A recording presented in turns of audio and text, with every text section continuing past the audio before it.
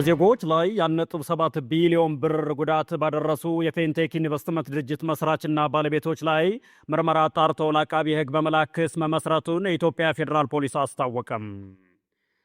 የፌንቴክ ኢንቨስትመንትን የግል ድርጅት መስራችና ባለቤት የሆኑት ዳንኤል ዮሐንስ ኢየሱስና ግርማይ ገብረ ሚካኤል የተባሉ ተጠርጣሪዎችን ታዋቂና ተጽዕኖ ፈጣሪዎችን በመጠቀም ከ1200 በላይ ዜጎችን የማጭበርበርና የ1.7 ቢሊዮን ብር ጉዳት በማድረሳቸው በ19 አይነት የተለያዩ ወንጀሎች ምርመራ አጣርቶባቸው ለአቃቢ ሕግ በመላክ አቃቢ ሕግ ክስ መመስረቱን የኢትዮጵያ ፌዴራል ፖሊስ አስታውቋል።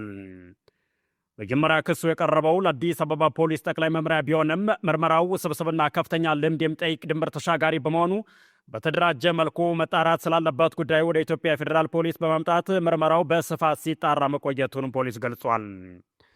ተጠርጣሪ ዳንኤል ዮሐንስ ላይ ክስ ተመስርቶበት ማረሚያ ቤት ሆኖ ክሱ እንዲከታተል መድረጉንና ተጠርጣሪ ግርማይ ገብረ ሚካኤል ደግሞ በቁጥጥር ስር ለማዋል ክትትል እያደረገ መሆኑን የገለጸው የኢትዮጵያ ፌዴራል ፖሊስ ግርማይ ገብረ ሚካኤል የተባለው ግለሰብ ከዚህ ቀደም እንደ አውሮፓውያን አቆጣጠር በ2010 የደቡብ አፍሪካ የዓለም የእግር ኳስ ሻምፒዮና አስካ ሉላን በተባለ ድርጅት ስም ወደ ደቡብ አፍሪካ ሄዳቸው የዓለም ዋንጫ እንድትመለከቱ አድርጋለሁ በማለት ዜጎችን አጭበርብሮ በሚሊዮን የሚቆጠር ገንዘብ ካሰባሰበ በኋላ ተደብቆ ከሀገር መውጣቱን የኢትዮጵያ ፌዴራል ፖሊስ ከኢንተርፖል ጋር በመተባበር ባደረገው ጠንካራ ክትትል ከተደበቀበት ሀገር ወደ ኢትዮጵያ እንዲመለስ አድርጎ በሕግ አግባብ ተጠያቂ እንዲሆን ማድረጉን የወንጀል ሪከርዱ እንዲያመላክት አስረድቷል።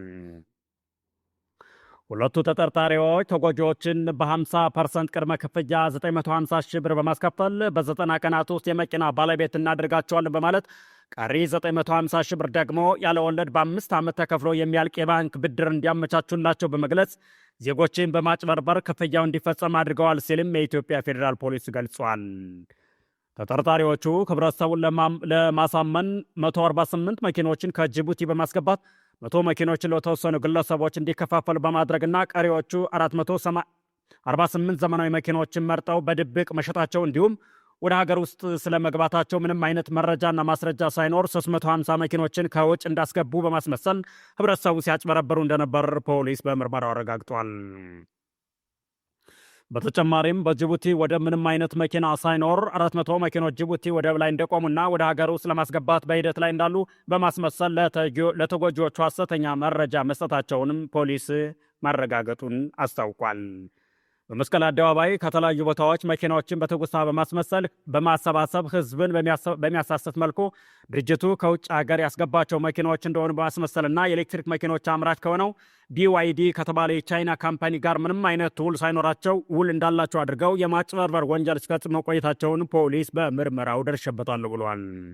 የተወደዳችሁ የዞላ ኒውስ ቤተሰቦች አዳዲስ መረጃዎች በየጊዜው እንዳሰማችሁ ቻናሉን ኮሜንት፣ ላይክ እና ሰብስክራይብ በማድረግ ቤተሰብ ቆዩ። እስራኤል በኢራን የኒውክሌርና የጦር መሳሪያ ማምረቻ ተቋም ላይ መጠነ ሰፊ የአየር ጥቃት መፈጸሟን አሳወቀች። የእስራኤል መከላከያ ሰራዊት ቅዳሜ ዕለት ባወጣው መግለጫ በኢራን የኒውክሌር መርሃ ግብርና የጦር መሳሪያ ማምረቻ ጋር ግንኙነት አላቸው ባላቸው ተቋማት ላይ ያነጣጠረ የአየር ጥቃት መፈጸሙን ይፋ አድርጓል። እንደ እስራኤል ጦር መግለጫ ከሆነ ከ50 በላይ የእስራኤል አየር ኃይል ተዋጊ ጀቶች በጥቃቱ ላይ ተሳትፈዋል። በጥቃቱ በ3 ዝር ተከፋፍሎ ለበርካታ ሰዓታት የቆየ ሲሆን በ3 የተለያዩ የኢራን ግዛቶች ላይ ያነጣጠረ ነበርም ብሏል። በአራክና ያዝድ ከተሞች የሚገኙ ቁልፍ የኒውክሌር ተቋማት እንዲሁም የጦር መሳሪያ ማምረቻዎች መመታታቸውም ገልጿል። እስራኤል ጥቃት የተፈጸመባቸው ቦታዎች በዝርዝር ያስቀምጣለች። የአራክ ከባድ ውሃ ማጣሪያ ተቋም አንዱ ነው። ይህ ተቋም ለኒውክሌር ጦር መሳሪያ የሚያገለግለው ፕሉቶኒየም ለማምረት የሚያገለግል ዋና ቦታ መሆኑን ገልጻለች። የጋዝ ማበልጸጊያ ተቋም ሌላኛው ነው። ተቋሙ ዩራኒየም ለማበልጸግ የሚያገለግሉ ፈንጂ መሰል ቁሳቁስ የሚመረቱበት ቦታ ነውም ተብሏል። ሌላኛው የመከላከያ ሚኒስቴር ተቋም ሲሆን ረቂቅ ፈንጂ መሳሪያ፣ የባለስቲክ ሚሳይል አካላትና የአየር መከላከያ ስርዓቶች የሚመረቱባቸው ፋብሪካዎች ናቸውም ተብሏል። እነዚህ ተቋማት ለሐማስና ለሂዝቦላ የጦር መሳሪያ ለማቅረብ ያገለግሉ ስትል እስራኤል ከሳለች። እስካሁን ከኢራን በኩል የተሰጠ ይፋዊ ምላሽ የለም። ይህ ጥቃት የተፈጸመው አሜሪካና እስራኤል በኢራን ላይ የከፈቱት ጦርነት 1 ወር በሞላበት ወቅት ነው። የተወደዳችሁ የእስካሁኑ የሰማችኋቸው መልካም